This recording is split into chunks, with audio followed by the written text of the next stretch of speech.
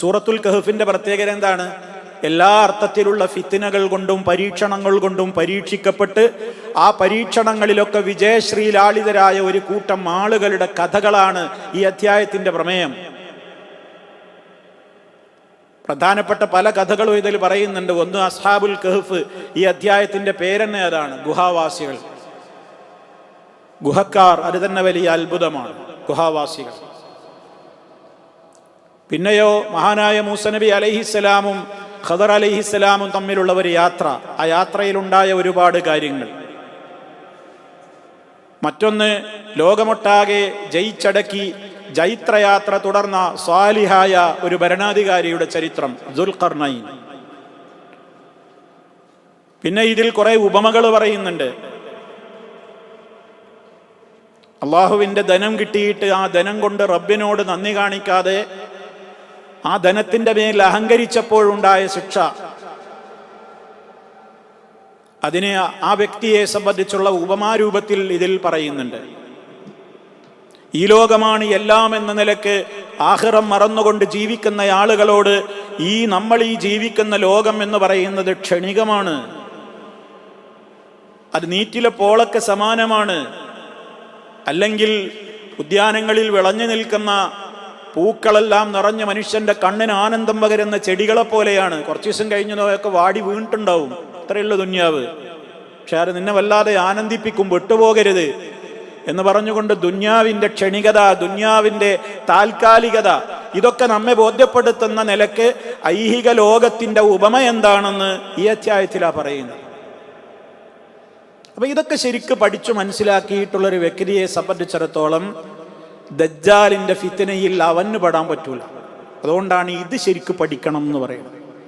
മറ്റൊരു റിപ്പോർട്ടിൽ നമുക്ക് കാണാൻ കഴിയാവുന്ന ഒരു അക്ഷരാർത്ഥത്തിൽ ഒരു പദം കൂടി നമ്മൾ ശരിക്ക് അടിവരയിട്ട് മനസ്സിലാക്കണം. നബി സല്ലല്ലാഹു അലൈഹി വസല്ലം പറയാണ്, മൻ ഖറഅ സൂറത്തുൽ കഹ്ഫി കമാ ഉൻസിലത് കാനത് ലഹു നൂറൻ യൗമൽ ഖിയാമ. എന്താണ് ആ ഹദീസിന്റെ താല്പര്യം? ആരെങ്കിലും അൽ കഹ്ഫ് സൂറത്ത് പാരായണം ചെയ്താൽ, എപ്പോൾ എന്ന് പറഞ്ഞിട്ടില്ല, കാലം പറഞ്ഞിട്ടില്ല, വെള്ളിയാഴ്ച ദിവസം എന്ന് പറഞ്ഞിട്ടില്ല. മൻ ഖറഅ സൂറത്തുൽ കഹ്ഫി, ആരെങ്കിലും അൽ കഹ്ഫ് പാരായണം ചെയ്താൽ കമാ ഉൻസിലത്ത്, അത് ഇറക്കപ്പെട്ടതുപോലെ പാരായണം ചെയ്താൽ. എന്താ അങ്ങനെ പറഞ്ഞാൽ? അവിടെ പണ്ഡിതന്മാർ പറയുന്നുണ്ട്, ഇറക്കപ്പെട്ടതുപോലെ പാരായണം ചെയ്യാന്ന് പറഞ്ഞാൽ എന്തിനാ ഖുർആൻ അല്ലാഹ് ഇറക്കിയത്? അത് ചിന്തിക്കാനാണ്. കിതാബുൻ അൻസൽനാഹു ഇലൈക മുബാറകുൽ ലിയദ്ദബ്ബറു ആയാതിഹി, ഈ വേദഗ്രന്ഥം താങ്കളിലേക്ക് നാം അവതരിപ്പിച്ച് തന്നിട്ടുള്ളത് ലിയദ്ദബ്ബറു ആയാതിഹി, അത് വായിച്ച് പുണ്യം നേടാൻ വേണ്ടി മാത്രം എന്നല്ല ഖുർആൻ പറഞ്ഞത്. ലിയദ്ദബ്ബറു ആയാതിഹി, നമ്മൾ മനഃപ്പാടമാക്കി വെക്കേണ്ടുന്ന പല ആയത്തുകളിൽ ഒരു ആയത്താണ്. അത് നമ്മളെ മനസ്സിനെ വല്ലാതെ പിടിച്ചു കുലുക്കുന്ന ആയത്താണ്. എന്താ അല്ലാഹ് പറയുന്നത്? കിതാബുൻ, ഈ വേദഗ്രന്ഥം, അൻസൽനാഹു ഇലൈക, താങ്കളിലേക്ക് നാം അവതരിപ്പിച്ച് തന്നിട്ടുള്ളത്, ലിയദ്ദബ് മുബാറക്കുൻ, ഇത് ബർക്കത്തുള്ള അനുഗ്രഹത്തിന്റെ കേദാരമാണ്. അനുഗ്രഹങ്ങൾ തിങ്ങി നിറഞ്ഞു പൂത്തുലഞ്ഞു നിൽക്കുന്ന കിതാബാണിത്. എന്തിന്? ലിയദ്ദബ്ബറു ആയാതിഹി. അല്ലെങ്കിൽ എന്താ പറയേണ്ടത്? ലിയഖറഉ ആയാതിഹി എന്നാ പറയേണ്ടത്. അവരതിലെ ആയത്ത് ഓതാൻ വേണ്ടി എന്നല്ല അല്ലാഹ് പറയുന്നത്, ലിയദ്ദബ്ബറു ആയാതിഹി. ഇതിലെ ആയത്തുകൾ അവർ ഉറ്റാലോചിക്കാൻ വേണ്ടിയാണ്. അതാലോചിക്കാത്തവരെ ആക്ഷേപിക്കുകയും ചെയ്യുന്നുണ്ട്. അഫലാ യതദബ്ബറൂനൽ ഖുർആൻ, അവരെന്താണ് ഖുർആനിനെ കുറിച്ച് ചിന്തിക്കാത്തത്? അമ്മലാ ഖുലൂബിൻ അഖ്ഫാലുഹാ, അവരുടെ ഹൃദയങ്ങൾക്കൊക്കെ ചിന്തിക്കാതിരിക്കാൻ മാത്രം താഴിട്ട് പൂട്ടിയിരിക്കുകയാണോ? സുബ്ഹാനല്ലാഹ്, എന്താ അത് ചോദ്യം? ആവർത്തിച്ച് നമ്മളോട് ചോദിക്കണ്ടേ? നമ്മൾ ഈ ആയുഷ്കാലത്തിനിടയ്ക്ക് ഇന്ന് വരെ ഖുർആനിനെ കുറിച്ച് ഒരായത്ത് ചിന്തിക്കാൻ നമുക്ക് തയ്യാറായിട്ടില്ലെങ്കിൽ അള്ളാന്റെ ചോദ്യമാണിത്. എന്താ അവർ ഖുർആൻ ചിന്തിക്കാൻ? എന്താ അവർക്ക് തടസ്സം? പഠിക്കാൻ ചാൻസ് ഇല്ലേ? അർത്ഥം കേൾക്കാൻ ചാൻസ് ഇല്ലേ? പഠിക്കാൻ ചാൻസ് ഇല്ലേ? ആശയം പഠിക്കുന്നില്ലേ? എന്താ അതോർത്ത് ചിന്തിക്കാത്തത്? അവരുടെ ഹൃദയത്തിലേക്ക് ചിന്തിക്കൂലെന്നൊരു പിടിവാശിയാണോ? അങ്ങനെയാണ് കാഫിറുകളെ സംബന്ധിച്ച് അല്ലാഹു പറയുന്നത്. വജഅൽനാ അലാ ഖുലൂബിഹിം അകിന്നതൻ അൻ യഫ്ഖഹൂഹു വഫീ ആദാനിഹിം വഖറാ. നാം അവരുടെ ഹൃദയങ്ങൾക്കൊക്കെ ഒരു മൂടി ഏർപ്പെടുത്തിയിരിക്കുകയാണ്, ഒരു ടോപ്പ് ഇട്ടിരിക്കുന്നു അവരുടെ ഹൃദയങ്ങൾക്ക്. അതുകൊണ്ട് അതിൽ ആയത്തുകളെ കുറിച്ച് അവർ മനസ്സിലാക്കുകയേ ചെയ്യൂല. കേൾക്കാൻ തന്നെ താല്പര്യം ഉണ്ടാവില്ല. കേൾക്കുമ്പോഴേക്ക് കോട്ടാവി വന്ന് അത് മടുപ്പ് തോന്നി അത് നിർത്തിവെക്കും. കേൾക്കാൻ താല്പര്യം ഉണ്ടാവില്ല, പാരായണം ചെയ്യാൻ താല്പര്യം ഉണ്ടാവില്ല. ഇനിയിപ്പോൾ നമുക്കൊക്കെ വരുന്നൊരു ദുരന്തമാണത്. റമദാനായപ്പോൾ കുറച്ചൊക്കെ ഒരു പാരായണവും ബന്ധമൊക്കെ ഉണ്ടായിരുന്നു. ഇനി നമ്മൾ ടേബിളിൽ അല്ലെങ്കിൽ ഷെൽഫിൽ ഈ സാധനം ഇങ്ങനെ സ്ഥിരമായി റെസ്റ്റ് കിടക്കും. ഈ ഖുർആൻ എപ്പോഴെങ്കിലും ഒന്ന് എടുത്തെങ്കിലായി, അതവിടെ ഇരിക്കുന്നുണ്ടാവും, മൈൻഡ് ചെയ്യൂല. നമുക്ക് സമയമില്ല. എന്നാൽ ജീവിതത്തിലെ എല്ലാ കാര്യങ്ങൾക്കും സമയമുണ്ട്, പക്ഷെ ഇതിന് മാത്രമേ നമുക്ക് സമയമില്ല എന്ന് ശൈത്താൻ തോന്നിപ്പിക്കും. അതുകൊണ്ട് നമ്മൾ അതിൽ പെടാൻ പാടില്ല. അപ്പൊ ഇത് ഇറങ്ങിയതുപോലെ ആരെങ്കിലും പാരായണം ചെയ്താൽ എന്ന് പറഞ്ഞാൽ ഇതിൻ്റെ അക്ഷരാർത്ഥത്തിൽ അതിനെ പഠിച്ച് ചിന്തിച്ച് അർത്ഥം ഗ്രഹിച്ചു മനസ്സിലാക്കി ഇതൊരാൾ പാരായണം ചെയ്താൽ കാനത്ത് ലഹു നൂർ യൗമൽ ഖിയാമ, ഖിയാമത്ത് നാൾ വരെ അതവന് പ്രകാശമായിരിക്കും എന്നാണ്. ഖിയാമത്ത് നാൾ വരെ അത് പ്രകാശമായിരിക്കും. ഈ ഹദീസിൽ എന്ത് പറഞ്ഞില്ല? ദിവസം പറഞ്ഞില്ല. എന്നാൽ വേറെ ചില ഹദീസുകളിൽ നമുക്ക് കാണാൻ സാധിക്കും. എന്ത്? ആരെങ്കിലും സൂറത്തുൽ കഹ്ഫ് മൻ ഖറഅ സൂറത്തുൽ കഹ്ഫി ഫീ യൗമിൽ ജുമുഅ, വെള്ളിയാഴ്ച ദിവസം ആരെങ്കിലും അൽ കഹ്ഫ് പാരായണം ചെയ്താൽ അളാഅ ലഹു മിനൻ നൂരി മാ ബൈനഹു വ ബൈനൽ ബൈത്തിൽ അതീഖ്, അവന്റെയും മക്കായുടെയും കഅബക്കുമിടയിൽ പരന്നു കിടക്കുന്ന നീണ്ടു കിടക്കുന്ന ഒരു പ്രകാശം അവന് നൽകപ്പെടും. പ്രകാശത്തിന്റെ നീളം അവിടെ പറഞ്ഞു. നീണ്ടു കിടക്കുന്നൊരു പ്രകാശം അവന് നൽകപ്പെടും. വിശുദ്ധമായ കഅബയോടും മക്കയോടുമൊക്കെ അവന് മാനസികമായിട്ട് ഒരു വല്ലാത്ത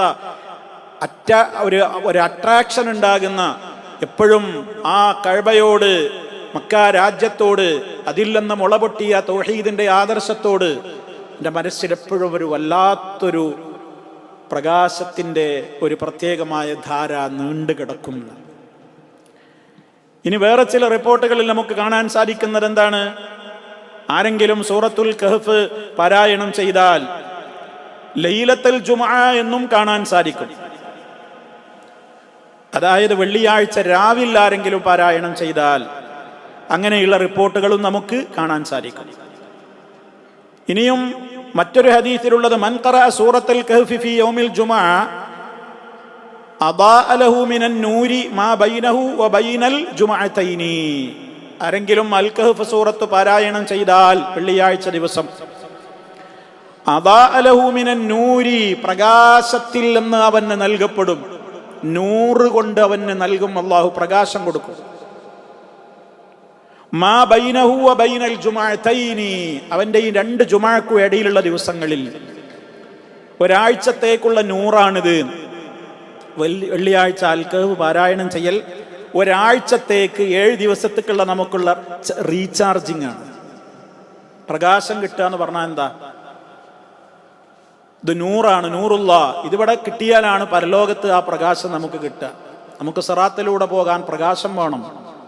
ആ ലൈറ്റ് അണഞ്ഞു പോകുന്നത് പേടിച്ചിട്ട് മോമിനീങ്ങൾ സിറാത്തിന്റെ അടുത്ത് എത്തുമ്പോൾ തന്നെ, നമ്മുടെ റമദാനിലെ ക്ലാസ്സിൽ, അജ്മാനിൽ ക്ലാസ്സിൽ കേട്ടവർക്ക് ഓർമ്മ ഉണ്ടാകും, ആ ആയത്ത് നമ്മളൊന്ന് വിശദീകരിച്ചിരുന്നു. മോമിനീങ്ങളുടെ മുമ്പിൽ ഇങ്ങനെ കുതിച്ചു വായാണ് പ്രകാശം. ആ അവസരത്തിലാണ് മുനാഫിക്കുകളുടെ പ്രകാശം കെട്ടുപോയത്. അവരുടെ പ്രകാശം കെട്ടുപോകുന്ന കാഴ്ച ഞെട്ടലോടെ മോമിനീങ്ങൾ കാണുമ്പോൾ അവർ ദുആർക്കുന്നൊരു ദുആ ഖുർആൻ പറയുന്നുണ്ട്, റബ്ബനാ അത്മിം ലനാ നൂറനാ, റബ്ബേ ഞങ്ങളുടെ ലൈറ്റ് കെട്ടുപോകരുതേ, ഞങ്ങളുടെ പ്രകാശം നല്ല പൂർണ്ണമാക്കി നീ ഞങ്ങൾക്ക് തരേണേ. മോമിനീങ്ങളുടെ പ്രാർത്ഥനയാണ്. അപ്പൊ ഇത് പ്രകാശമാണ്. വെള്ളിയാഴ്ച രാത്രിയിലുണ്ട്, രാവിലെ പകല്. അപ്പൊ അതുകൊണ്ട് പണ്ഡിതന്മാർ പറഞ്ഞു അൽ കഹ്ഫ് സൂറത്ത് പാരായണം ചെയ്യേണ്ടുന്ന സമയം നമ്മൾ പലരും ധരിച്ചു വെച്ചിട്ടുള്ളത് എന്താണ്? വെള്ളിയാഴ്ച പള്ളിക്ക് ചെന്നിട്ട് ജുമഅസ്കരിക്കണീന്റെ മുമ്പ് പാരായണം ചെയ്താലേ അത് ശരിയാവുള്ളൂ എന്നാണ്. അങ്ങനെയൊന്നുമില്ല. അങ്ങനെയും ആവാം. സൂര്യോദയം മുതൽ സൂര്യാസ്തമനം വരെ യൗമുൽ ജുമുഅയാണ്, അന്നത്തെ പകലാണ്. ആ സമയത്തിൽ എപ്പോഴും അതാ. ജുമുഅക്ക് മുമ്പ് പറ്റിയില്ലേ? അസർ വരെയുള്ള സമയത്ത് ചൊല്ലിക്കോളൂ. പറ്റിയില്ലേ? അസർ മുതൽ മഗ്രിബിനിടക്കുള്ള സമയം വെള്ളിയാഴ്ച ദിവസം ഏറ്റവും പ്രാധാന്യമുള്ള സമയമാണ്. നമ്മളാണെങ്കിൽ തീരെ മൈൻഡ് ചെയ്യാത്ത നേരമാണ്. നമ്മളെ ധാരണ വെള്ളിയാഴ്ച ജുമുഅ കഴിഞ്ഞാൽ എല്ലാം കഴിഞ്ഞു എന്നാണ്. വാസ്തവത്തിൽ ജുമുഅ ദിനത്തിൽ ഒരു പ്രത്യേക സമയമുണ്ട് എന്നാണ് നബി സല്ലല്ലാഹു അലൈഹി വസല്ലമ തൻ്റെ കൈ കൊണ്ട് ഇങ്ങനെ ആംഗ്യം കാണിച്ചുകൊണ്ട് പറഞ്ഞത് യുഖല്ലിലുഹാനാണ്. അത് വളരെ കുറഞ്ഞേ ഉള്ളൂ എന്നാണ് സഹാബത്ത് റിപ്പോർട്ട് ചെയ്യുന്നത്. അള്ളാന്റെ റസൂൽ ഇങ്ങനെ ആംഗ്യം കാണിച്ചു, കുറഞ്ഞ നേരേ ഉള്ളൂ. അത് ഏതാ നമുക്ക് പറഞ്ഞു തന്നിട്ടില്ല. ലൈലത്തുൽ ഖദ്ർ കാത്ത് പ്രതീക്ഷിക്കും പോലെ നമ്മൾ 10 ദിവസവും പ്രതീക്ഷിക്കട്ടെ എന്ന് പറഞ്ഞതുപോലെ ആ വെള്ളിയാഴ്ച പകൽ മുഴുവൻ പ്രതീക്ഷിച്ചോളണം എന്നാണ്. എപ്പോഴാന്ന് പറഞ്ഞു തന്നില്ല. ആ സമയത്തിന്റെ പ്രത്യേകത എന്താ ചോദിച്ചാൽ അത് കിട്ടുന്നു, പക്ഷെ ഏതാന്നോട്ട് പറഞ്ഞു തന്നതുമില്ല. അപ്പൊ അത് ഓർമ്മണവർക്ക് കിട്ടൂല. അതിന് മെനക്കെട്ട് കാത്തിരുന്ന് അധ്വാനിക്കുന്നവർക്ക് തന്നെ അത് കിട്ടുള്ളൂ. 40-ൽ ചില്ലാൻ അഭിപ്രായങ്ങളാണ് ആ സമയം ഏതാണെന്ന് പറഞ്ഞിട്ടുള്ളത്. സമയാകത്രയേ ഉള്ളൂ. പക്ഷെ പണ്ഡിത ലോകത്ത് ആ സമയം ഏതാന്നുള്ളതിനെ കുറിച്ച് ആ ഹദീസ് വിശദീകരിച്ചപ്പോൾ പണ്ഡിതന്മാര് 40-ലേറെ അഭിപ്രായങ്ങളാണ് പറയുന്നത്. ഇന്ന സമയമാണത്, ഇന്ന സമയമാണത്, ഇന്ന സമയമാണത് എന്നിങ്ങനെ. ഈ 40 അഭിപ്രായം വരാൻ കാരണം എന്താ? അള്ളാന്റെ റസൂല് ഖണ്ഡിതമായിട്ട് ഒന്നും നമുക്ക് പറഞ്ഞു തന്നിട്ടില്ല. അതുകൊണ്ട് പണ്ഡിത ലോകം ഊഹിച്ചു പലതും പറഞ്ഞു. അതിൽ റാജിഹായ പ്രബലമായ 2 അഭിപ്രായങ്ങൾ എല്ലാവരും ഐക്യകണ്ഠേന പറഞ്ഞിട്ടുണ്ട്. 2 സമയം എല്ലാവരും പറയുന്നുണ്ട്. ഒന്ന്, ഖതീബ് മിമ്പറിൽ കയറി നിസ്കാരം അവസാനിക്കുന്നതിൻ്റെ ഇടക്കുള്ള സമയമാണ്. അതാണ് ഒരഭിപ്രായം. ഖുത്ബ ആരംഭിച്ച് നിസ്കാരത്തിൽ നിന്ന് സലാം വീട്ടുന്നതിനിടക്കുള്ള സമയത്തിൽ എപ്പോഴോ ആണ്. എപ്പോഴാന്ന് പറയാൻ പറ്റില്ല. അതിൽ തന്നെ എപ്പോഴാന്ന് അറിയില്ല, കുറഞ്ഞ സമയമേ ഉള്ളൂ. 2ാമത്തെ അഭിപ്രായമാണ് ഈ കേട്ടതെന്ത്? അസർ മുതൽ മഗ്രിബ് വരേക്കുള്ള സമയമാണ്. 40-ൽ ചില്ലാൻ അഭിപ്രായങ്ങളിൽ നിന്ന് കടഞ്ഞെടുത്ത് പ്രമാണങ്ങളോട് കൂടുതൽ യുക്തമായ നിലക്ക് പണ്ഡിത ലോകം പറഞ്ഞ 2 നേരാണ്. നമ്മൾ ആരെങ്കിലും ശ്രദ്ധിക്കാറുണ്ടോ? വെള്ളിയാഴ്ച ജുമുഅ വിരിഞ്ഞാൽ കഴിഞ്ഞു. നേരെ മറിച്ച് അസറിന്റെ ശേഷം മുൻഗാമികളായ ആളുകളൊക്കെ അസറിന്റെ ശേഷം മഗ്രിബിന്റെ ഇടക്കുള്ള സമയം പള്ളികളിൽ പോയിട്ട് ഇരിക്കും എന്നാണ് വെള്ളിയാഴ്ച ദിവസം ദുആ ചെയ്തുകൊണ്ട്. ഇന്നിപ്പോ പള്ളികൾ അത്രയൊന്നും നേരത്തെ തുറന്നിടൂല. പക്ഷെ തുറക്കണ നേരം നമുക്കറിയാലോ, മഗ്രിബിന്റെ ഏതാണ്ട് ബാങ്ക് വിളിക്കുന്നതിന്റെ ഒരു 15 മിനിറ്റ് മുമ്പ് തുറക്കാത്ത പള്ളികളില്ല. നമ്മൾ ശ്രദ്ധിച്ചു പോകണം വെള്ളിയാഴ്ച ദിവസം. കാരണം ആ ദുആക്ക് ഇജാബത്തിന്റെ പ്രത്യേകത പറയുന്ന ഹദീസിൽ ഒരു കാര്യം കൂടി അതിലുണ്ട്, ഒളിഞ്ഞു കിടക്കുന്നുണ്ട്. നിസ്കാരത്തിലായിരിക്കെ എന്ന് പറയുന്നുണ്ട് അവിടെ. അപ്പൊ നിസ്കാരത്തിലായിരിക്കെ എന്ന് പറയുന്നതിന്റെ അടിസ്ഥാനത്തിൽ നിസ്കാരം പ്രതീക്ഷിച്ചുകൊണ്ട് ഒരാൾ അസർ മുതൽ മഗ്രിബ് വരെ കിടക്കുമ്പോൾ, ഒരാൾ നിസ്കാരത്തെ പ്രതീക്ഷിക്കുമ്പോൾ അവൻ വാസ്തവത്തിൽ ഏതിൽ തന്നെയാണ്? നിസ്കാരത്തിൽ തന്നെയാണ് എന്ന് അള്ളാഹുവിന്റെ റസൂൽ വേറെ ഹദീസിൽ നമ്മെ സന്തോഷ വാർത്ത അറിയിച്ചിട്ടുണ്ട്. അതുകൊണ്ട് ആ സമയത്ത് ചോദിക്കുന്ന ചോദ്യത്തിന് കിട്ടും. ഇത് എല്ലാ ആഴ്ചയുള്ള ഓഫറാണ്. അപ്പൊ നമ്മളത് അവഗണിക്കാൻ പാടില്ല. ഞാൻ പറയുന്നത്, ഇനിയിപ്പോൾ ഒരാൾക്ക് ജുമുഅക്ക് ഉള്ളിൽ തീർക്കാൻ പറ്റിയില്ലേ, അസറിന്റെ മുമ്പും പറ്റിയില്ലേ, എന്നാലും നിരാശപ്പെടണ്ട. ഖുറൂബാകുന്നതിന്റെ മുമ്പ്, വെള്ളിയാഴ്ച മഗ്രിബാകുന്നതിന്റെ മുമ്പ് നമ്മൾ എന്ത് ചെയ്യുക? അത് ഓതി തീർക്കുക, പ്രാർത്ഥിക്കുക. അത് വീട്ടിൽ പെണ്ണുങ്ങൾക്കൊക്കെ എല്ലാവർക്കും ബാധകമാണ്. വെള്ളിയാഴ്ച ദിവസം അശ്രദ്ധാവരുത്. നമുക്ക് ചോദിക്കാൻ എന്തെല്ലാം കാര്യങ്ങളുണ്ട്. ഓഫർ കിട്ടുന്നൊരു വെള്ളിയാഴ്ചത്തെ ഒരു ദിവസമാണ്. ആ സമയം ഏതാണ് പറഞ്ഞു തന്നിട്ടുമില്ല. അത് നമ്മളൊക്കെ മനസ്സിൽ വേണം. ഇനി അത് രാത്രിയിൽ പാരായണം ചെയ്യാമോ? ചില റിപ്പോർട്ടിൽ ലൈലത്തുൽ ജുമുഅ എന്ന് ഞാൻ പറഞ്ഞല്ലോ. അതൊക്കെ നബി സല്ലല്ലാഹു അലൈഹി വസല്ലമിലേക്ക് സഹീഹായ നിലക്ക് എത്തിയതാണോ എന്നുള്ളതിലേ തർക്കമുള്ളൂ. ഇപ്പൊ ചില ആളുകള് അൽ കഹ്ഫ് സൂറത്ത് സുന്നത്തൊന്നുമില്ല വെള്ളിയാഴ്ച എന്ന് പറയാറുണ്ട്. ചില ആളുകൾക്കൊക്കെ അങ്ങനെ അഭിപ്രായമുണ്ട്. നമ്മളെ പല ആളുകളും അങ്ങനെ ഇപ്പോൾ വാട്സപ്പിലൊക്കെ ചില ലേഖനങ്ങളും ചില മെസ്സേജുകളൊക്കെ വിടാറുണ്ട്. എന്താ ഇതിന്റെ നിജസ്ഥിതി എന്ന് ചോദിച്ചിട്ട്, വെള്ളിയാഴ്ച അൽ കഹ്ഫ് ഒന്നും ഓതണ്ടതില്ല, ആരെ പറഞ്ഞു അങ്ങനെ പുണ്യുണ്ട്? ഹദീസൊന്നും സഹിയല്ല. പണ്ഡിതന്മാരതിൽ അഭിപ്രായ വ്യത്യാസം രേഖപ്പെടുത്തിയത് ഏത് വിഷയത്തിലേ ഉള്ളൂ? അത് സുന്നത്താന്നുള്ളിൽ പണ്ഡിത ലോകത്ത് ആർക്കും തർക്കമൊന്നുമില്ല. പിന്നെ ആ ഹദീസ് മർഫൂ ആണോ മൗഖൂഫാണോ? മർഫൂ എന്ന് പറഞ്ഞാൽ അള്ളാന്റെ റസൂല് തന്നെ പറഞ്ഞ നേരിട്ടുള്ള ആ നിലക്ക് തന്നെ ഖണ്ഡിതമായി വന്ന ഹദീസാണോ? ചില പണ്ഡിതന്മാർ പറഞ്ഞു ഇതിലെ റിപ്പോർട്ടുകളിലൊക്കെ ളുഅ്ഫുണ്ട്, ദുർബലത ഉണ്ട്. പക്ഷെ ആ ദുർബലതകൾ സഹാബിമാരുടെ പ്രവർത്തനങ്ങളെ കൊണ്ട് അത് ശക്തിപ്പെടുത്തുന്നുണ്ട്. ആ ദുർബലത പോകുന്നു, നീങ്ങുന്നു. കാരണം ഇബ്നു ഉമർ റളിയല്ലാഹു തആല അൻഹു മുത്തബിഉ സുന്നയാണ്, അബ്ദുല്ലാഹി ഇബ്നു ഉമർ റളിയല്ലാഹു തആല അൻഹു. അതേപോലെ പല സഹാബിമാരും അവരിതൊക്കെ നിത്യമാക്കിയിരുന്നു എന്നാണ്. അതുകൊണ്ട് തന്നെ അബൂ സഈദ് അൽ ഖുദരി റളിയല്ലാഹു തആല അൻഹു സഹാബിയാണ്. അദ്ദേഹത്തിൽ നിന്നാണ് ഈ വിഷയത്തിൽ ധാരാളം ഹദീസുകൾ വന്നത്. ആ ഹദീസിനെ സംബന്ധിച്ച് അത് അബൂ സഈദ് അൽ ഖുദരി റളിയല്ലാഹു തആല അൻഹുവിലേക്കാണ്, അത് വരെയാണ് അതിന്റെ സനദ് സഹിഹായിട്ടുള്ളത്, നബിയിലേക്ക് അത് ചേർന്നിട്ട് എത്തിയിട്ടില്ല എന്ന് പറയുന്ന ഹദീസ് നിദാന ശാസ്ത്രത്തെ നിരൂപണം നടത്തിയിട്ടുള്ള പണ്ഡിതന്മാർ തന്നെ പറഞ്ഞതെന്താണ്? അതിന് മൗഖൂഫിന്റെ പദവിയുണ്ട്. മനസ്സിലാകാൻ വേണ്ടി മാത്രം ഒരു സൂചന തരികയാണ്. മൗഖൂഫ് എന്ന് പറയുന്നത് എന്താണ്? സഹാബിയിൽ നിന്നൊരു സഹിയാണ്. അപ്പൊ ഇത്തരം വിഷയങ്ങളിൽ സഹാബിയിൽ നിന്നൊരു കാര്യം വന്നു കഴിഞ്ഞാൽ അതിന് മർഫൂഇന്റെ അഥവാ റസൂലുള്ളാഹിയിൽ നിന്ന് തന്നെ സ്ഥിരപ്പെട്ട ഗണ്യതമായ ഹദീസിന്റെ പദവിയാണ് അതിനുള്ളത് എന്നാണ്. എന്താ കാരണം? പണ്ഡിതന്മാരത് വിശദീകരിച്ചിടത്ത് പറഞ്ഞു, ഇത്തരം വിഷയങ്ങളൊന്നും സഹാബിമാര് തന്നിഷ്ടപ്രകാരം പറയൂല. ആ പോയിന്റ് നോട്ട് ചെയ്യണം. ഇത്തരം വിഷയങ്ങളിലൊന്നും സഹാബിമാർ അവരുടെ ഗവേഷണത്തിലൂടെയോ അവരുടെ അഭിപ്രായം എടുത്തിട്ട് പറയൂല. ഇന്നൊരു കാര്യം ചെയ്താൽ ഇന്ന കൂലുണ്ട് എന്നുള്ളൊരു സഹാബികൾ തന്നിഷ്ടപ്രകാരം പറയൂല. അപ്പൊ അവരത് കേട്ടു എന്ന് ഉറപ്പായിട്ടാണ്. അപ്പൊ അതുകൊണ്ടത് അവരിലേക്കാണത്. ആ നിലക്ക് എന്തായിരുന്നാലും ഈ വിഷയത്തിൽ നമുക്ക് അങ്ങനെ ഒരാൾക്ക് ഇഷ്കാലൊന്നും തോന്നേണ്ടതില്ല. എന്താ ഹദീസുകളെ പറ്റി പണ്ഡിത ലോകത്ത് എന്തുണ്ട് അത് നമ്മൾ അറിഞ്ഞിരിക്കുമാണ്. വെള്ളിയാഴ്ച അൽക്കഹഫ് പാരായണം ചെയ്യുന്നതിന്റെ പ്രാധാന്യത്തെക്കുറിച്ച് വന്ന ഹദീസുകളെ കുറിച്ച് പണ്ഡിത ലോകത്ത് എന്തുണ്ട്? ചർച്ചയുണ്ട്, നിരൂപണങ്ങളുണ്ട്. പക്ഷെ അതിന്റെ വെളിച്ചത്തിൽ അങ്ങനെ ഒരു സുന്നത്തില്ല എന്ന് പറയരുത്. അത് സഹാബിയിലേക്കുള്ളതാണോ? സഹാബി തന്നെ ഒരു അഭിപ്രായം പറയുന്നത് ആ സഹാബിയുടെ ഇഷ്ടപ്രകാരം പറയൂല. അതുകൊണ്ട് തന്നെ അത്തരം കാര്യങ്ങൾ നമുക്ക് ഇസ്ലാമികമായി തള്ളപ്പെടേണ്ടുന്ന കാര്യങ്ങളല്ല, കൊള്ളാവുന്ന കാര്യങ്ങളാണ് എന്നതാണ് ചുരുക്കത്തിൽ നമ്മൾ ആ വിഷയത്തിൽ മനസ്സിലാക്കിയിരിക്കേണ്ടത്. അപ്പം അതാണ് ആ വിഷയത്തിൽ നമ്മൾ അറിഞ്ഞിരിക്കേണ്ടുന്ന പ്രധാനപ്പെട്ട മറ്റൊരു കാര്യം. അപ്പം ഇത്രയും കാര്യങ്ങളാണ് നമുക്കിതിൽ ആമുഖമായി മനസ്സിലാക്കുവാനുള്ളത്. ഇനി ഇമാം ഷാഫി റഹ്മത്തുള്ളാഹി അലൈഹി, അതുപോലെ തന്നെ ഇമാം അഹ്മദ് ബിൻ ഹംബൽ റഹിമഹുല്ലാ, അവരെക്കുറിച്ചൊക്കെയുള്ള ചരിത്രത്തിൽ നമുക്ക് കാണാൻ സാധിക്കും. ഇമാം അഹമ്മദിന്റെ കൂടെ റഹിമഹുല്ലാ പള്ളിയിലേക്ക് വെള്ളിയാഴ്ച പുറപ്പെട്ടു പോയ ആളുകൾ അദ്ദേഹം അവിടെ സൂറത്തുൽ കഹ്ഫ് പാരായണത്തിൽ മുഴുകിയിരിക്കുന്നതായി, അദ്ദേഹം പാരായണം ചെയ്യുന്നതായി ഞാൻ കേട്ടു എന്ന് അദ്ദേഹവുമായി അടുത്ത് ബന്ധമുള്ള ശിഷ്യന്മാര് രേഖപ്പെടുത്തിയതായി ചരിത്രത്തിൽ കാണാൻ സാധിക്കും. അതുപോലെ തന്നെ ഇമാം ഷാഫി റഹ്മത്തുള്ളാഹി അലൈഹി പറഞ്ഞിട്ടുണ്ട്, വഉഹിബ്ബു ഖിറാഅത്തുൽ കഹ്ഫി ലൈലത്തുൽ ജുമുഅ വയൗമിഹാ ലിമാ ജാഅ ഫീഹാ. വെള്ളിയാഴ്ച രാവോ പകലോ ഒക്കെ അൽ കഹ്ഫ് പാരായണം ചെയ്യുന്നത് ഞാൻ ഇഷ്ടപ്പെടുന്നു.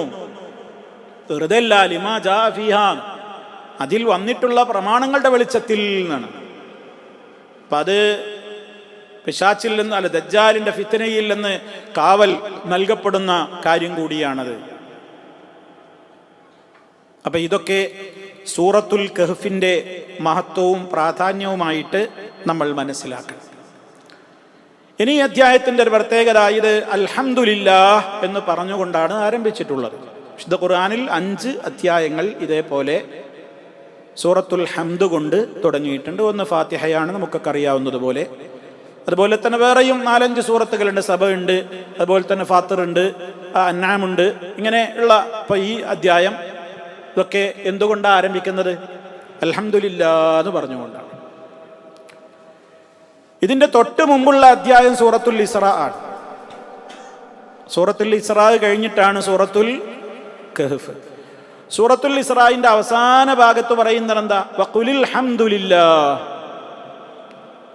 അല്ലദീ ലം യത്തഖിദ് വലദാ വലം യകുൽ ലഹു ശരീകുൻ ഫിൽ മുൽക്കി വലം യകുൽ ലഹു വലിയ്യുൻ മിനദ് ദുല്ലി വകബ്ബിർഹു തക്ബീറാ.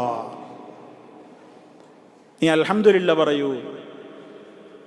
അപ്പൊ ഈ മക്കിയായ സൂറത്ത് എന്ന് പറയുമ്പോൾ ഈ മക്കിയായ ഈ സൂറത്ത് മക്ക ജീവിത കാലഘട്ടത്തിൽ ഇറങ്ങിയിട്ടുള്ള അപൂർവമായ അവസാന കാലത്ത് ഇറങ്ങിയിട്ടുള്ള സൂറത്തുകളിൽ പെട്ടതാണ് ഇത്, ഈ ഇസ്രാവും അൽ കഹ്ഫും ഒക്കെ.